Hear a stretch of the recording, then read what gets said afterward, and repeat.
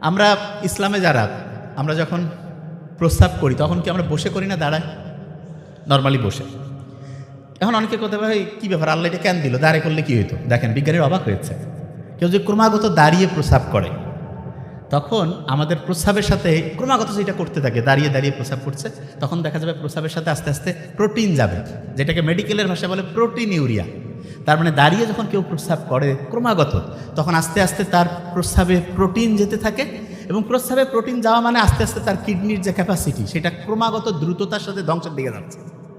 Kidney রোগী ভয়ঙ্কর খারাপ, আল্লাহ হেফাজত করুক। ক্যান্সারে মরলে তো একটা একরকম, কিডনি ডায়ালাইসিস আল্লাহ হেফাজত করুক। কিডনির রোগ থেকে বাঁচার জন্য অনেক তো সিস্টেম আছে, তার মধ্যে একটা গুরুত্বপূর্ণ যে জিনিস সেটা হলো আপনি দাঁড়িয়ে প্রস্রাব করবেন না। আল্লাহর নিয়ম তো মানলে দেখেন কত লাভ।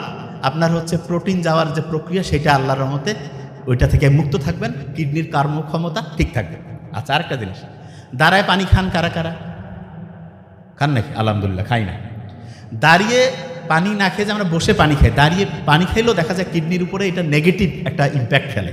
তার মানে ওইটা আমাদের শরীরের জন্য ক্ষতিকর।